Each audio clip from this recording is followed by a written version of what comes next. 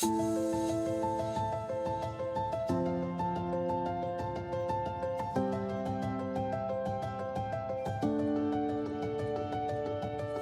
views expressed on the Nova Society are those of the panelists and guests and do not necessarily reflect the views or opinions of the Phoenix Research Institute or any institution with which any panel member is associated. Reproduction or dissemination, other than for the purpose of education or information, without the expressed written permission of the Phoenix Research Institute or Nova Society Media is strictly prohibited. Welcome back to the Nova Society, the space where dialogue deepens understanding and civic responsibility comes to life. I'm Dr. Mark Bound, joined by my partner in crime, Dr. Scott Gershwer, and together we'll unpack the stories that matter most, exploring the headlines and history. The big ideas shaping today's conversations. Let's dive in and hear what our guests and listeners have for us today.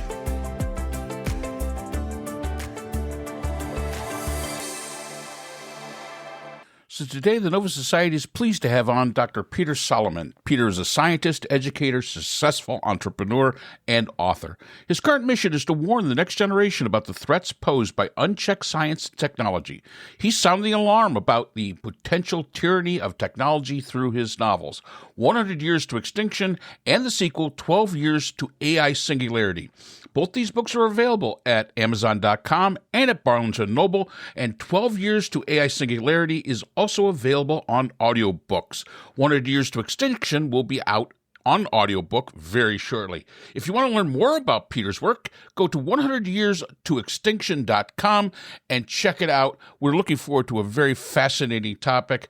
Welcome, Peter. So today we're going to be welcoming in Peter Solomon, who has written a couple of books about AI based on some of the ideas that Stephen Hawking's had and problems that AI can cause, and pretty much how this could be the zombie apocalypse of technology taking over mankind. And it's very interesting. I was reading some of your book, Peter. I didn't get through the whole thing. Extremely interesting, but it does present us with it. It's not dystopian and like a Bradbury. It just doesn't feel that dystopian, but it does feel like, wow, this is just creeping up on us. And yeah. So why don't you tell us what you think about AI? Because we're going to ask you also. I'd probably ask you, because we're political scientists here. We're probably going to ask you about AI and like elections and things like that, and how that could impact elections, the changing technology of AI. So tell us about your books. Okay, well, the first book, I'm a scientist. I've got a PhD in physics, and I've been my whole career was technology development. I started out with a big company, and they got me to write proposals to the federal government to bring in money, and I brought in money, and they said, "Oh, that's great, do some more proposals." And then somehow it dawned on me, I'm bringing in $3, they take $2 for overhead. I could write my own proposals for my own company and spend the $2 the way I wanted. So I started a company in 1980 called Advanced Fuel Research. That company is still going. It's limping, I admit. All the principals are now old and ready to retire, but it is still operating. But we spun off at 3 other companies, other technology companies, and we sold one. And I went with the one we sold before we sold it, and then retired after selling the company. So I had this long career in developing technologies. And then I did a little bit of work on in the education field. I wrote 2 books to teach young people about science. And the idea that I had, there's so many wonderful science stories, and yet we present the science formally to students. And yeah, the science nerds get turned on, but then 80% of the students sit there and, fiddle and twiddle their thumbs, and they're not interested. Why don't we teach the stories? And so I wrote 2 books to teach the stories, the science stories. One of them was called The Stardust Mystery. And the mystery is you are made of stardust that was once in the body of Albert Einstein and the last T-Rex. Well, present that idea to a kid. What? I'm made out of stardust? And I have stardust that Albert Einstein once had? Figure it out. And I mean, that's the kind of thing that could turn kids on to science. So I wrote those two books. Unfortunately, the books were ready right at the start of the pandemic. Schools were closing, and it just was terrible. I'm going to come back and try to get them more popular, maybe after these books get popular. But at any rate, the idea of writing fiction to teach nonfiction became my method.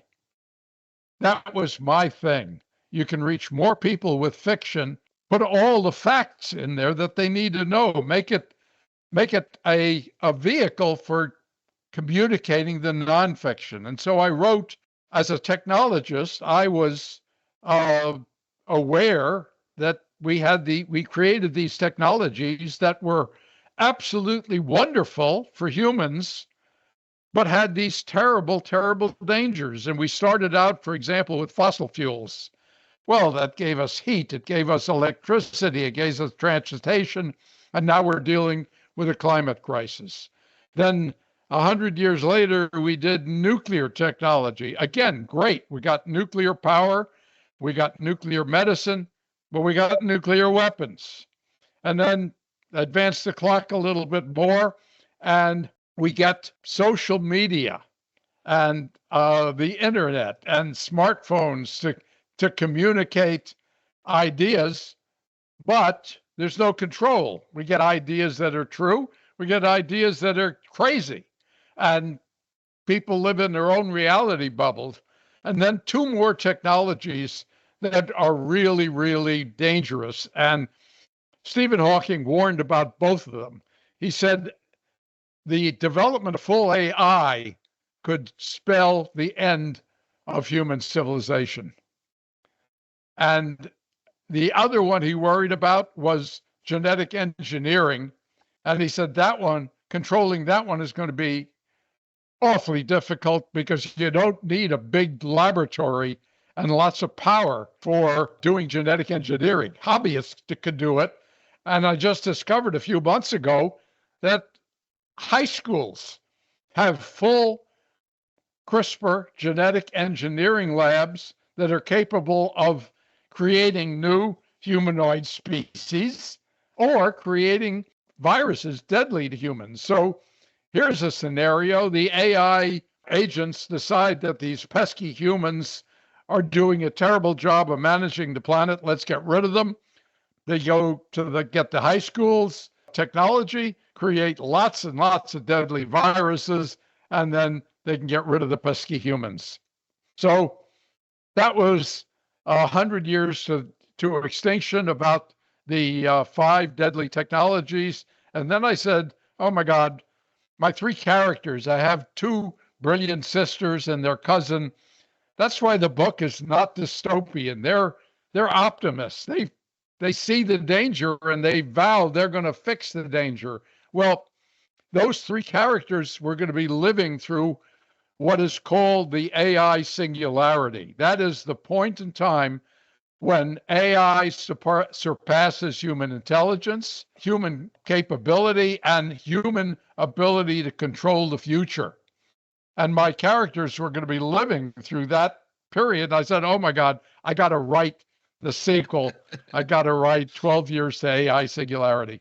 So that is the story of the 2 books. Well, you better hurry it up because I think AI has already surpassed human intelligence. Because if you see the news at all, there's very little intelligence down here on Earth anymore. Right, Peter. I was going to say 100 years seems a little optimistic at this point, and given who's in our government now, aren't you scapegoating AI? I absolutely agree with you, and I've talked to friends about 100 years to extinction. They all say that's optimistic. And with regard to the singularity, Ray Kurzweil wrote the 2 books on the singularity. And the last one, he said it was 2045. And the head of Anthropic, Dario Amodi, is saying AI will be more intelligent in every single area within the next 2 years. By the end of 2027, AI will be smarter than humans in every area. As a college professor who, and I teach in classroom and I watch my students while I'm teaching them, I would say that, yeah, it's like there's just a lack of intelligence, lack of interest, lack of curiosity, lack of any kind of understanding that anything beyond what their immediate life is like ever existed or matters or anything like that. Yeah, I mean, it's probably a good thing. To be, Peter, it seems like a progression, because originally we had, things like, Facebook and which seemed kind of benign, but the AI basically gave you feeds. The algorithms gave you feeds. So that kind of got you, oh, well, there's something that I'm interested in. And what it was really doing was it was actually providing you an echo chamber for your confirmation bias. And I think that's why the students today and many people out there are sitting and aren't, as Scott says, curious, are not like, and again, we're all of about the same age, close enough.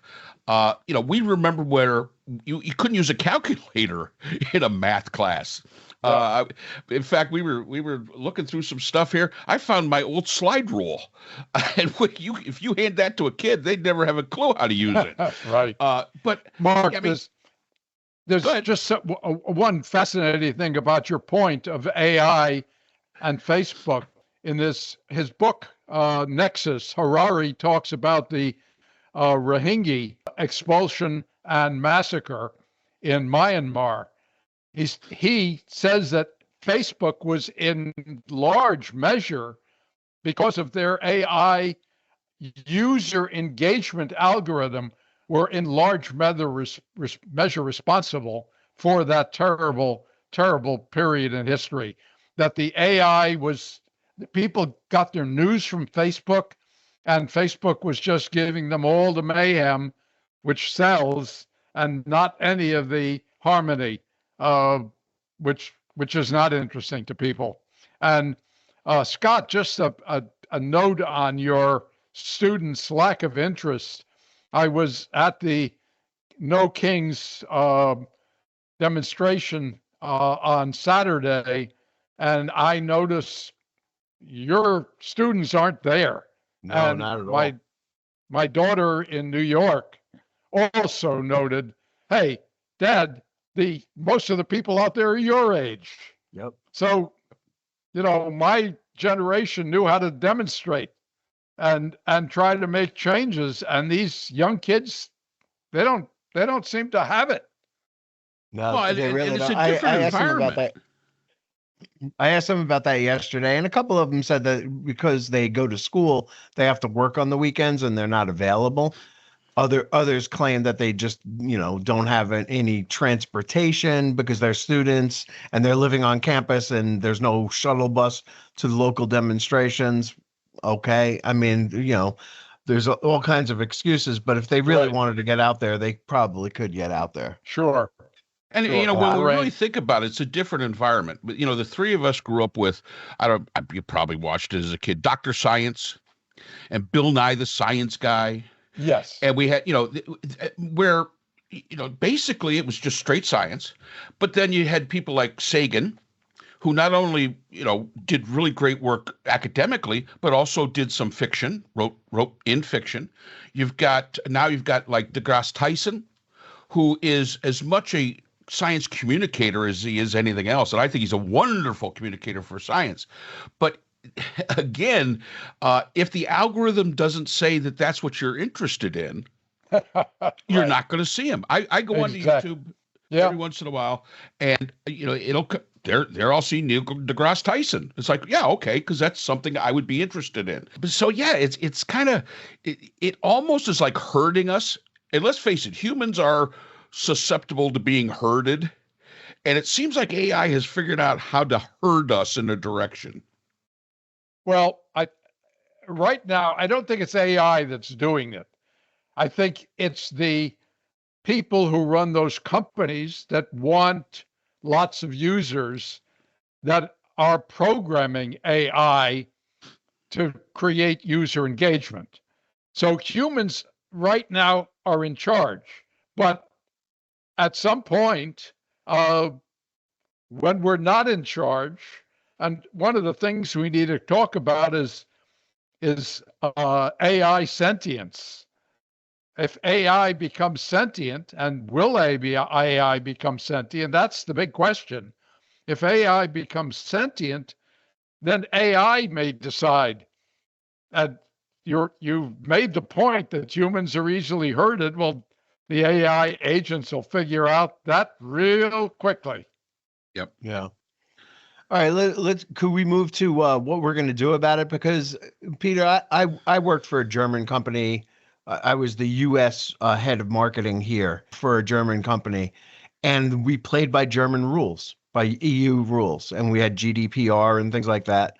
And I always felt that I was competing with one hand tied behind my back here in the States because U.S. based companies didn't have the data security measures that they have over there. I'm sure that they're doing more regulating of AI and things like that over there than we are here. And a large part of that, of course, is due to money in politics and the fact that these technology people have lots and lots of money to spend on politicians, and they're becoming the new, the new oil companies, the new tobacco companies who are using their influence and their money and their power to prevent regulations and to continue to move forward because it benefits them, for however long it benefits them. And that's the reason why we don't have regulations and laws and stuff, and we're basically allowing them to police themselves. Yeah. So how are we ever going to do anything about this here in the States? Yeah, that's the big question. So absolutely one bedrock rule that we have to put into effect is in your guys' area. That's education. We've got to start curricula, a course in every grade about AI, what needs to be done, and how do we move forward and how do we use it. That's got to happen. And that's something that could happen because the educational systems are not controlled by all the big money and the politics. So we could make that happen. So I think that's absolutely essential. When we get around to control, what is the goal? The goal, as I see it, follows Geoffrey Hinton's advice. Hinton is considered the godfather of AI. He worked for Google, and he realized the dangers that we faced with AI, and he quit Google so that he could talk about it. His suggestion, his priority was that all AI agents must have a maternal instinct. They must have this instinct that they want to protect the humans that they are dealing with. So that is very much in line with what I have suggested in 12 Years to AI Singularity. The book, the three characters, the two brilliant sisters, one is an MD and a PhD in genetic engineering. The other one is an astrophysicist. And the third one is their cousin, who is a senator, a member of our government. So the experience in the book, I think, is relevant to where we need to go. The first robot character that is sentient that they deal with is named Peggy. Peggy starts out early in the book as a tour guide on a simulation, a virtual reality simulation of the spacecraft that they used to get to Mars. So when they go into the simulation, they meet Peggy. Peggy is friends with them. And then a while later, they go back and visit, getting ready to go to Mars. They go to the real spaceship, and who meets them? There's this nice young woman. And she walks over to Milo and says, "Hello, Milo. It's nice to see you again." Milo's totally baffled. Have we met before? And it turns out she's the robot implementation of what was an avatar that met Milo in the simulation. Ah, okay. Well, Peggy goes to Mars with them, becomes sentient as her software is upgraded, and becomes a useful, active member of the Mars community. So that's robot number one. Robot number two is Grandpa. Grandpa dies before they go to Mars. His ashes go to Mars with the kids. And then at some point they decide, hey, we want Grandpa around again. There is something called after-death avatars. That's a real thing. If you have a loved one that dies and you want to keep them around, you can keep them on the computer screen. A company will take all of the information about them and create an avatar of Grandpa. Great. So they create an avatar of Grandpa, and then Milo, the senator, brings robots up to Mars. And so now Grandpa is the second robot walking around. Well, Grandpa, his history is all of the friends and family of humans. So that is my alternate scenario with Jeffrey Hinton. Every AI agent must have a history of friends and family and cooperation with living with humans. That has to be installed in every large language model. That has to be installed in every robot. Those, instead of iRobot's 3 robot rules, that's the main thing. Every AI agent has to have a history of cooperation, harmonious living with humans. And if it departs from that guideline, then things like its vision get blurred. If it's a robot, its walking starts to shake.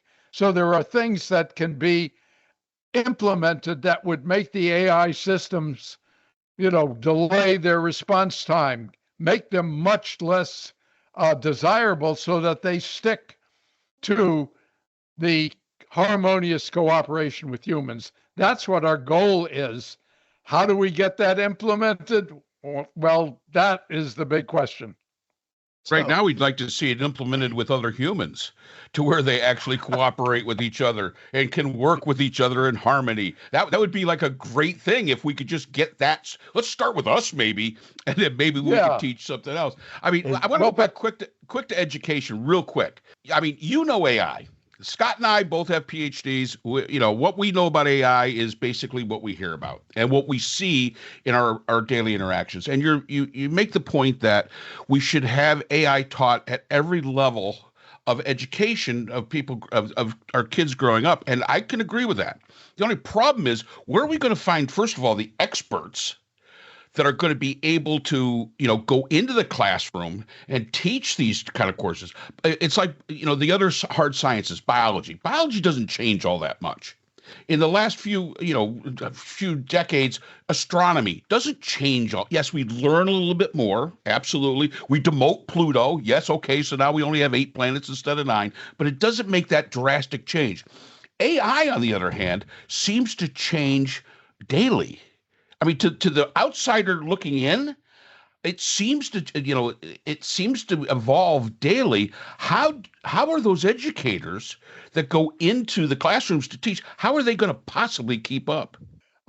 Mark, one of the things you might consider, I have a whole bunch of music videos. If at the back of the book, there's the back of 12 years to AI singularity, there are a bunch of QR codes. Okay. One of the things I've done is try to use AI in a good way in the book. So QR codes with AI generated music videos are part of what I've done. So if you take a look at one of those music videos, and you may want to play it for your listeners. Sure. These are AI written. We give the AI guidance, and it writes the lyrics. We can adjust the lyrics, and then it can produce the music and the singing. I mean, it's amazing stuff. And some of the music videos, all of the video portions were chosen by AI. So we could bring back the Grateful Dead? Yeah, we could. If we wanted to. About that, if we wanted to. So But in terms of education, we can use AI. We can have AI creating the courses that we need. And they can all be video courses that the AI creates. Yeah. And that really would not be that hard to do, and AI would cooperate and create great courses. So I grade a lot of AI generated material, and I'm not very happy about it. Well, take a look at those music videos. I will, but here's a weird thing, Peter. Mark just mentioned the Grateful Dead. The other night I couldn't sleep, and I had this idea in my head that I would like to do an AI generated concert that begins with it's the Grateful Dead singing Trucking. But it occurred to me that all the verses of Trucking, it's got so many verses in Trucking that I could have guest musicians coming in and doing a line or two of the song. And I actually mapped it all out with all the people that I would want to see, like members of the band and the Allman Brothers, all these Chuck Berry and Bo Diddley and Elvis Presley and Frank Sinatra does the, one of the verses. Well, you can tell how old we are. Lou, how about this one? Lou Reed saying, "Whatever happened to became of Sweet Jane? She lost her spark. She isn't the same." And I was like, I gotta find somebody to put this together for me. I don't know if you have to pay for the rights to Trucking to do that. I'm not doing this for commercial purposes, just for the fun of it, and just because it's something that I want to see. The way all these tribute concerts, they get up and they all sing together. I wanted to do that, but with deceased musicians that I love. Scott, I've got a resource for you. The guy who put together our music videos is absolutely great. He's not terribly expensive, and he's very efficient, and he could do it for you. All right, that sounds like good fun. We'll talk about that offline. Okay. All right, but I want to get back to Jeffrey Hinton for a second because I think it's a great idea, a great concept, having maternal instincts. However, AI guilt trips, I'm not really sure about. And then it also occurred to me that in the movie The Alien, the original one, the computer was called Mother. And I can't remember whether Mother was a good computer or a bad computer. I have to go back and watch the movie again. Whether Mother was helpful to them or is the one that steered them to the planet and started the whole thing in motion. Yeah. Well, I think one of the things we should discuss before we end is sentience. And do you believe that AI can become sentient? That the AI can have a human consciousness, a human-like consciousness that recognizes its own existence and has the ability to plan out its own future? Is that going to happen? Well, all right. So from that standpoint, I go back to, again, I'll show my age here. 2001: A Space Odyssey, HAL 9000. It wasn't at the time. It was very difficult to decide was HAL sentient or not, because when you watch 2010, where they return, it's basically Chandra who programmed HAL, basically said it's all your fault. You gave this computer conflicting orders. It was caught in a loop that it couldn't work through. So to me, that says, okay, that maybe isn't sentience, because if you're sentient, you probably can work through something. But that was the reason that Hal killed all the original characters that he could kill in 2001: A Space Odyssey. So I guess it all depends. Do I think it could be sentient? I guess we'd have to define what we consider sentience. I mean, because sometimes it's a little difficult to, make that determination in human beings. We look at it, we say, I don't know if you're sentient or not, but I think a village is missing its idiot somewhere. But anyway, so I guess, from your standpoint, and you being a physicist and all, how would you define sentience as it relates? What would be the thing that would say to you, like hit you right in the face and say, that's sentient? Okay, so what do the experts say?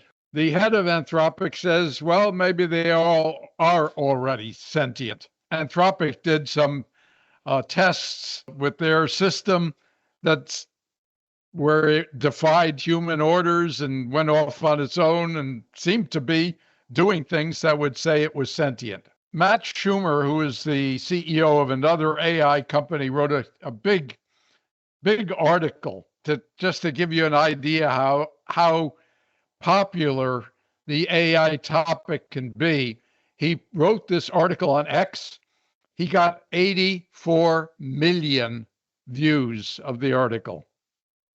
And in the article, he describes the advances in AI. He says that the frontier in AI is coding. Why? Because the AI companies wanted the AI systems to help them code the next generation of AI. And so they put that as the most important task for AI.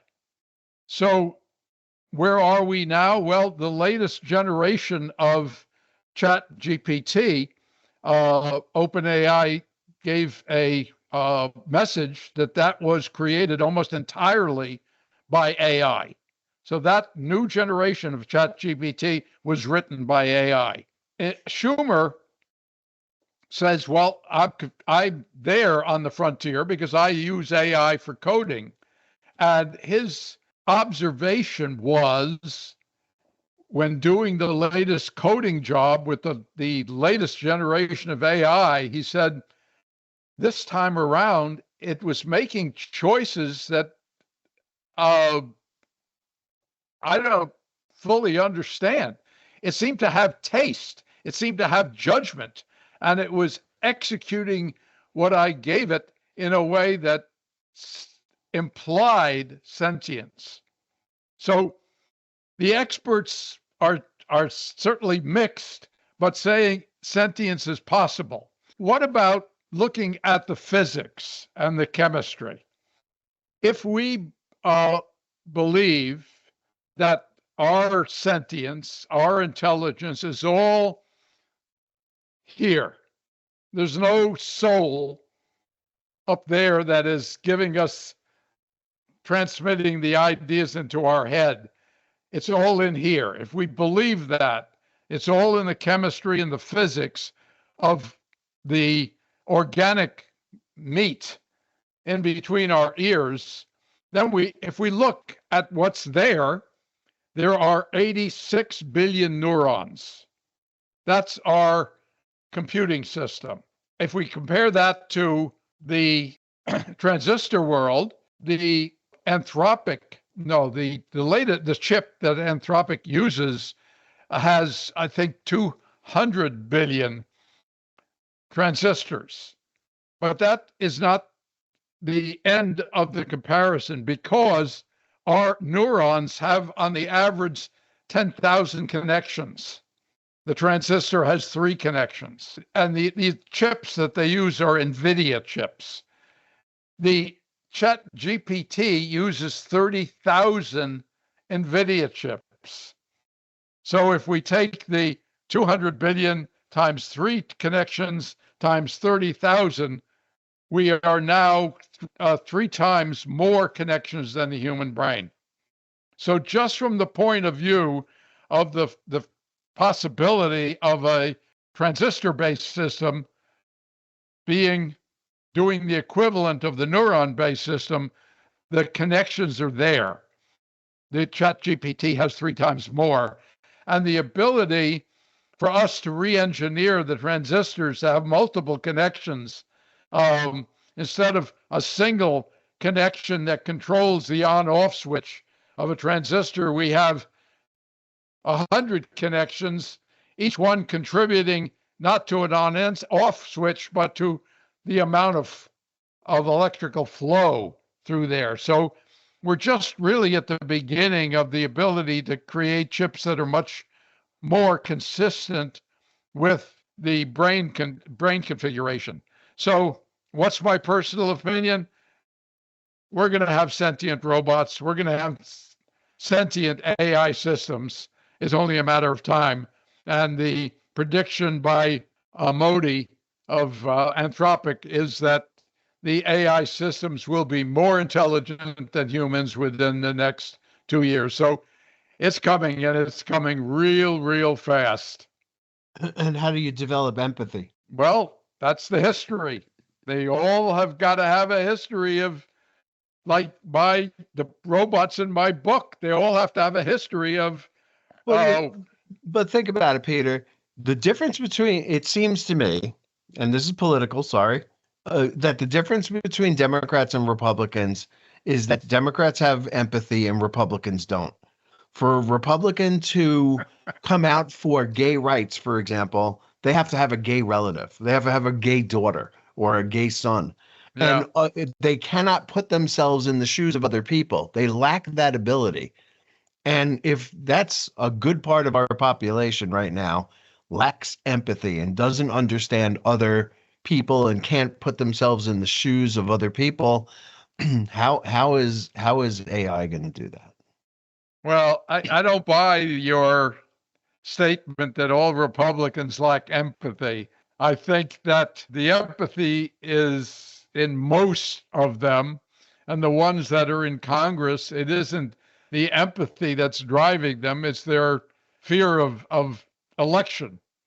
So if the Democrats take over, I have this interesting theory that Donald Trump is actually working for the Democrats. He is trying to trash the whole Republican Party so badly that we can put in the kind of controls that we need. We need to put in term limits. We need to get rid of Citizens United ability of billionaires to fund whatever they want. We have to make those changes, and we ought to make elections popular vote. So if Trump has his way, he will totally trash the Republican Party. There'll be a Democratic wave, and we can make those kinds of changes in our Constitution and in our laws that will allow us to go forward as a functioning democracy. From your lips to God's ears. I mean, yeah. All right. So oh wow. That's a weird theory, isn't it? It's an interesting theory. I mean, and everything you just said, term limits, things like that, that's stuff that we've discussed so many times here, and we totally agree with. Now, my question is now we're talking about sentience, and we're talking, and I'm going to admit it, I'm a Trekkie. I've watched Star Trek since its beginning. I'm a Trekkie. And I remember the episode where Data in Next Generation was on trial of was he sentient, or was he a life form or not? Now, of course, we know that he's an android. And there were some very passionate speeches that were made during that. And what you mentioned the law, and that's kind of my background as well. Are we, if we reach that singularity, if we reach that spot there, where we have sentience and they become something more than what we think they are now. And I honestly think that they are more today than we actually think they are as far as AI. I think it's far more developed than that maybe we know.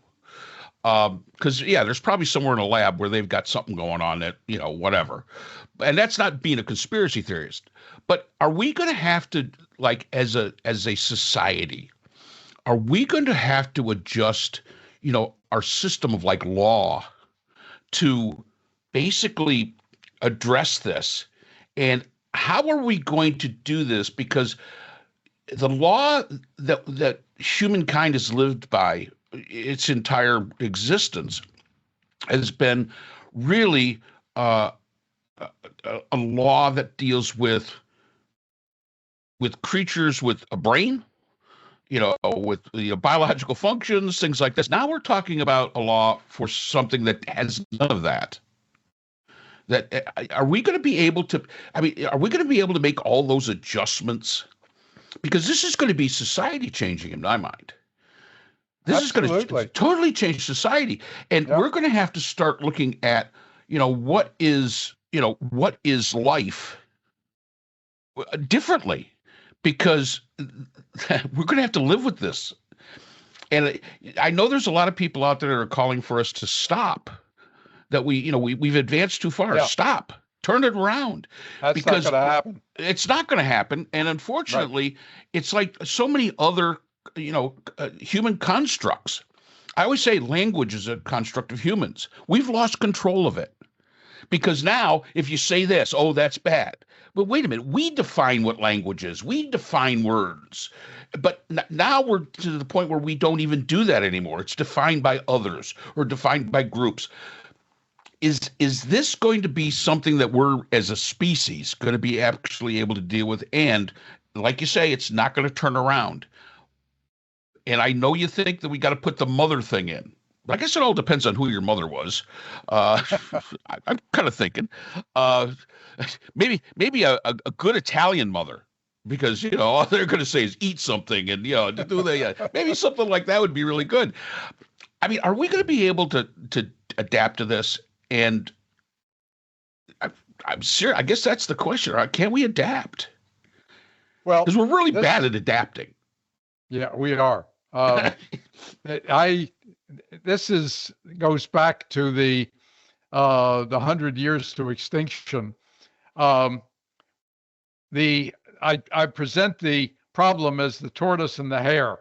The hare is science and technology. Those 5 technologies zoomed ahead into the 21st century, and the hare is the politics and society that has to control it, and that's still stuck in the 19th century. So yeah, we humans, we're great at doing science, we're great at inventing things, we're not great at society. Our ability in society hasn't advanced much in the last 3,000 years. So there is that problem. But let me go back to my idea of presenting nonfiction issues in a fictional book. Right. As you read the story, and as you meet Peggy, and I at some point I got to tell you about the mystery paragraph. Well, let me tell you about that now. Peggy is the first robot, the sentient robot. She's a wonderful friend. Her history is all of friendships with the main characters. And so as you read the book, you can understand what makes a robot that we can deal with, that we're happy to go ahead into the future. And Peggy is certainly one of them. Well, Peggy is asked to write the chapters of my book are all written by the characters. And right. Peggy is one of the characters, and she's asked to write a book about my life as a robot and what I think about the singularity. So I said, well, Peggy's a robot. I'm going to have ChatGPT write those 2 chapters. So the book has got 2 out of the 51 chapters written by AI. So I had ChatGPT write the chapters, and then I edited them heavily, and they were great chapters, and they were great as an example of what a robot would do in terms of writing a chapter. Well, in December, when we're doing the final editing of the whole manuscript, editor and co-author, was editing Peggy's chapter, and all of a sudden there's a mystery paragraph added at the end of the chapter. It was a wonderful chapter praising Peggy, a glowing description of this wonderful, wonderful robot. How in the world did it get into our manuscript? The only thing that we can figure out is that Copilot, which is Microsoft, she uses Microsoft, I use Microsoft. Copilot is Microsoft's AI. Yep. Copilot injected that paragraph without any prompting. And there have been other examples of unprompted additions to people's work. Well, the paragraph was written in the style of ChatGPT and used words from my original construct of that chapter, which my editor never saw. So turns out Copilot uses ChatGPT, and was that ChatGPT aware of the original work that it did and decided to help add that paragraph and put it in the style of the original with a word colony that I got rid of. I got rid of almost reference to colony of the Mars colony. I call it settlement. But in the mystery paragraph, colony was used. So in this two chapters that you wrote, when you would read them, and I know you edited them, was there anything that you read in there you said, wow, I wish I thought of that? Well, it was language that really did seem to come from a robot that was constructed and becoming aware and was learning and was being trained. So it really was an excellent job. But going back now to what we need. So Peggy is a wonderful friend. As a robot, a sentient robot, we're happy to have Peggy living with us, and we trust Peggy. Then Grandpa comes along, and he's now a sentient robot. And Grandpa grew up with us, or we grew up with Grandpa, and Grandpa loves us, and we're happy to live with Grandpa. There's another interesting robot that comes along in the book. He's Elton Metz. Elton is the head of a high-tech company that sends people to Mars.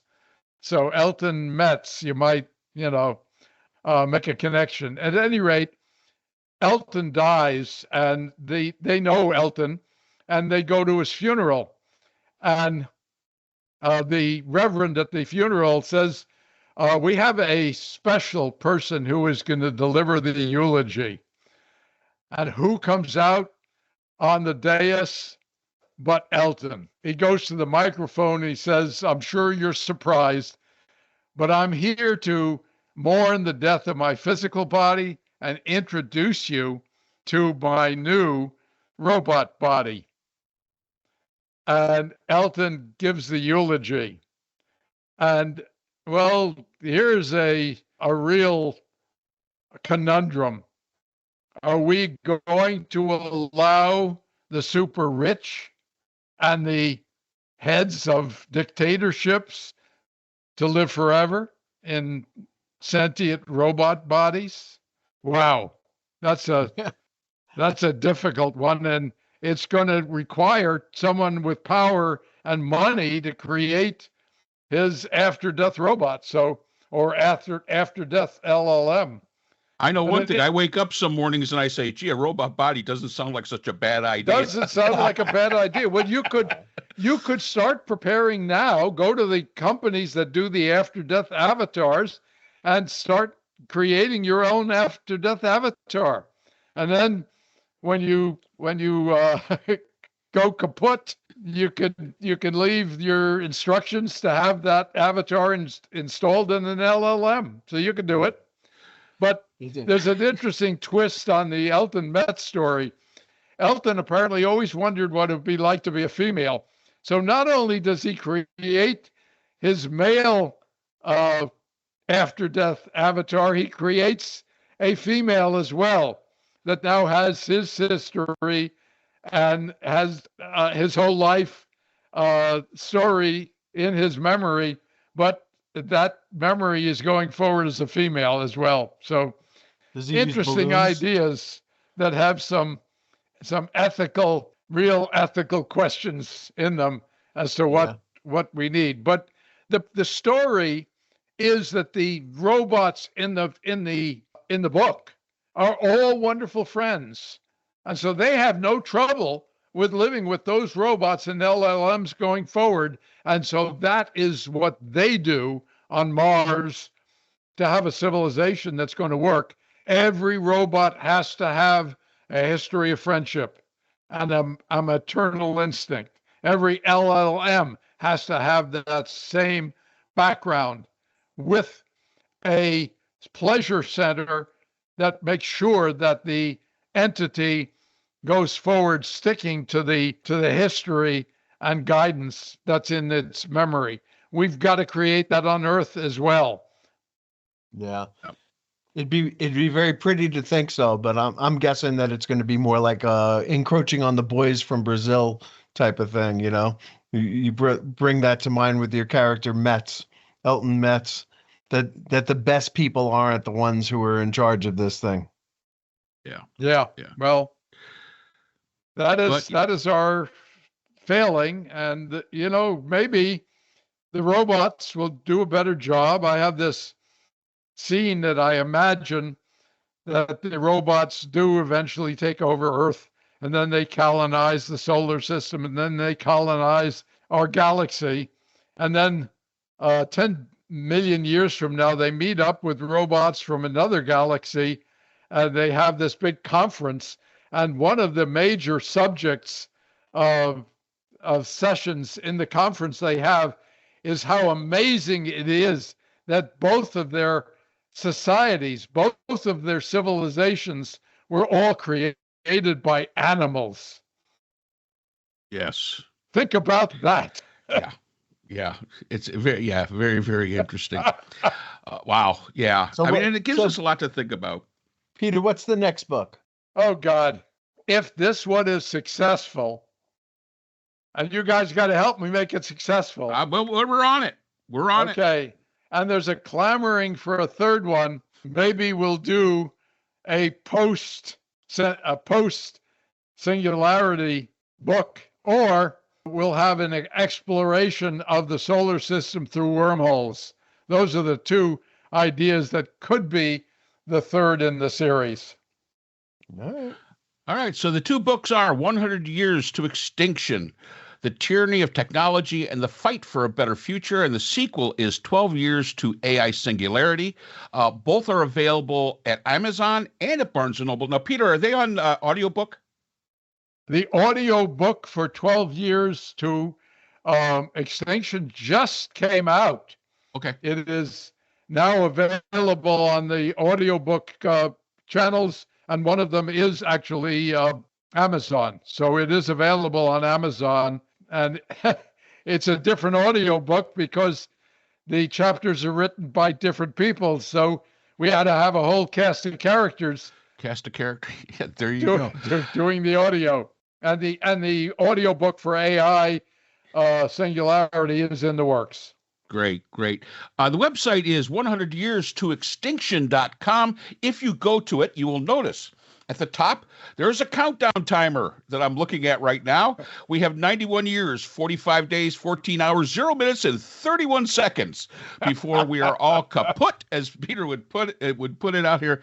And, again, check out the back of the book. There are QR codes back there that will take you to some of that music. And, again, this is one of those topics, not normally something that we cover, but I really did when I got the request by your editor to come on. I was like, this is fascinating stuff. I mean, this truly is fascinating stuff, and it does show you that a lot of the things that, again, as we were growing up, a lot of this was foretold, and we just weren't paying attention. And that's one of the things with this that I find to be so truly interesting is that we were told these by pop culture, what we watched on TV, what we saw in the movies, and we basically just didn't pay attention. Didn't pay attention. So 100 years to extinction and 12 years to AI singularity. Again, 100yearstoextinction.com, where you can watch the countdown timer. Don't be too fixated on it, because we got to work fast. Anyway, Peter Solomon, thank you for being on. It was absolutely a pleasure. Well, it was a pleasure to be here. It was a lot of fun to talk about this stuff. And, this is a revolution that is even bigger than the printing press. It's even bigger than when we learned how to speak. This is a revolution like we have never seen before, and we're all living through it. We're all going to experience it. It's happened so fast that the three of us will be alive to see how this comes out. Well, I don't think we're going to be around in 91 years, 45 days, and 13 hours. But I think it's happening sooner than that. So I agree. Yeah. Peter, thank you. Thank you, guys. And that's all the time we have for today's episode. The Nova Society is a production of Nova Society Media, a division of the Phoenix Research Institute. We want to thank our production partners, Buzzsprout, who hosts the Nova Society, Audacity, our editing team, Apple Podcasts, the largest source of podcast and music online, Spotify, the most popular platform for the Nova Society, and iHeartRadio, your destination for all things music and podcasting. The Nova Society is available on all of these and other quality platforms listed in our description. And most importantly, we want to thank you, our listeners. Without your support, the Nova Society could not be possible. If you haven't already, please consider subscribing on the platform of your choice. It's easy, it's free, and helps our channel grow. For questions or comments, you can reach us at nova.society.podcast@gmail.com. So on behalf of Dr. Scott Gershwer and all of our production partners here at the Nova Society, I'm Dr. Mark Bound. Remember, the true power of society is knowledge. Thank you for listening, and we hope to see you again next time.